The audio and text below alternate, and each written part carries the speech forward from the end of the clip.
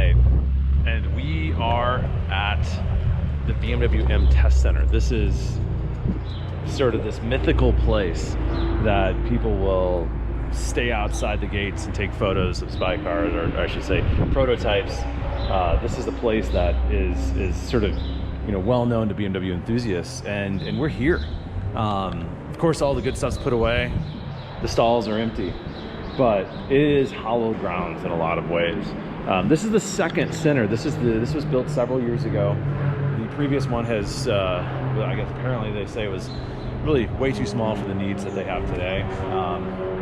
But the first thing you'll notice is just the amount of cars, or sort of the variety of M cars, including minis here as well. This is really, really interesting. And what to me so fascinating about it is what they've done in terms of embracing the electrification. We've got the M60i, the XI M60i here.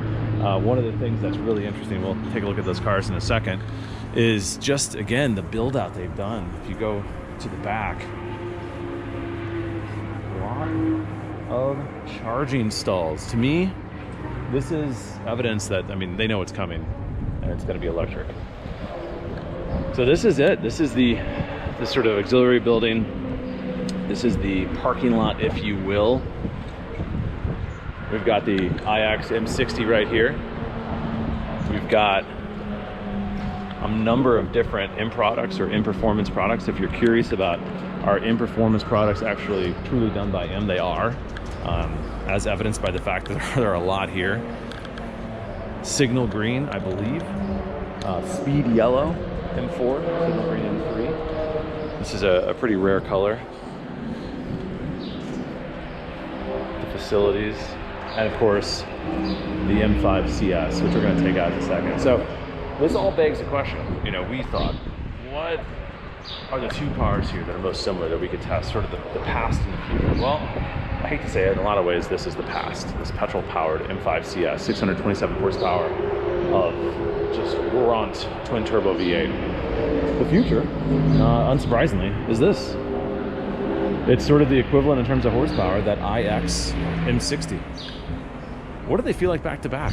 You know, this is not a true M product. It's an M performance product, but still, it's, I think, a hint at what's coming. So how does that truly feel back to back with what we look at as the pinnacle of the M car range right now? You know, is there something we can sort of learn or sort of see in the future with this car? And ultimately, is it exciting? Let's find out. Lack of words here, because the acceleration I just felt was pretty ridiculous. The other thing that's really interesting about this car is the fact that it really does have a fantastically tuned suspension. The damping is good. I mean, it's a heavy car, but you know, ultimately the weight is all down low, so it does feel, it's got that sort of incredible foundational, it's lack of a better term, just like, you know, planted feel that a lot of electric cars have. Where you are limited, as I mentioned earlier, the seats are not supportive in the way that you would expect or want them to be in a sports sedan. Of course, this is a crossover. That's a big thing. The steering feel is non-existent. I mean, you're just sort of putting a spoon through soup as we kind of navigate the corners. But you know, it's also it's predictable at the very least. So there's nothing surprising. There's no sort of weird. The steering is at least linear. The steering wheel, as a design, as a shape, fine. I mean, I think a lot of people are kind of freaked out about it. I don't love it. I think I'd prefer a round wheel, but it's fine. It's not a huge deal. But I will say the biggest overriding sort of immediate opinion I have of this car as I'm driving is, this is exactly what most people want in a crossover. Incredibly quick when needed, incredibly docile when they don't. I mean, this is a great family sports sedan crossover thing. It does not have 3 rows, as you know, and as most Americans will be frustrated by, but it is fairly spacious. Range is good. Hard to argue with it. This is the 2022 iX M60. This is the fastest electric vehicle that BMW M makes. Frankly, it's equivalent to an M5 or X5M in terms of actual speed. Torque and power figures are a little irrelevant because it's just so incredibly fast that you really don't need much more. All-wheel drive, seamless traction. The sound is interesting. It's actually really cool. I mean, you know, it's a revelation in a lot of ways. Steering feel is non-existent. Not surprising.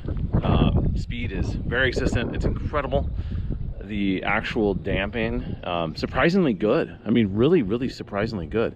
Hard to fault a lot of what I'm feeling in this car, other than that steering. And the big limiting factor, actually, the seats. Really, a lack of side bolstering is letting, you know, as you push, really letting you slide around quite a bit. Interior otherwise is really nice.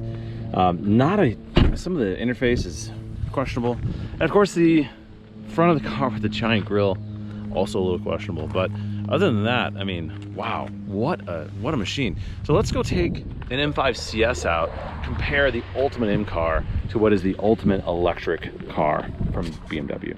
And now this is a BMW M5 CS, 627 horsepower, of course, petrol powered, twin turbo. Really, in a lot of ways, maybe from a power standpoint, on paper, similar to the iX M60i, but this is an incredibly different animal. This is a proper M car. Really, one of the best, arguably one of the best, if not the best M5 of all time. I mean, really, which is astounding to say. I hesitate to even say it, but incredible car. And one of the things that you notice immediately when you drive the two back to back is that this puts the driver in focus. The steering, the feel, the response, the texture in the inputs, everything is there. You read this car like a book. You understand what it's going to do. You gain confidence in the car, and ultimately you feel, I mean, it's an old analogy, but you feel at one with the car. The iX M60, you pilot the car. It's a very different experience, and it's one that I really hope that M is able to replicate in the electric car format. This is what makes M special. Now let's talk about this car really quickly. I mean, this has got carbon ceramics. I mean, this is everything here. It's got ultralight wheels. Like I said, 627 horsepower. It's actually got about the same power as that iX M60i, but it feels much more alive because, of course, the sound. You know, it's got a transmission. It's got pops. It's got buzzes. It's got whooshes. This is a car that just feels spectacular when you drive it. Now that said, it also, and I can't believe I'm saying this back to back, it also feels slower. It feels slower in a straight line immediately. Now it's not, but when you think about the 0 to 30 time and the feel that you get from the iX M60, which is all electric, it feels faster. This is faster indeed, but it's also much more, I mean, frankly, entertaining. I mean, this is a car that you spend money on because it's a passion-filled purchase. This is a car that you will love and cherish, and you may never get rid of. Whereas the iX M60 is a car that you might lease, and you might ultimately trade in for another one. This is just so special. So, of the two, I mean, this is in my mind, this is the clear winner here. This is a car that is rare, one of the last, if not the last M5 that is pure petrol. The next one we know will be a hybrid. It'll have the same, essentially the same V8 with a hybrid sort of power boost. More power, of course, but more weight, more complexity. I think this is the sweet spot.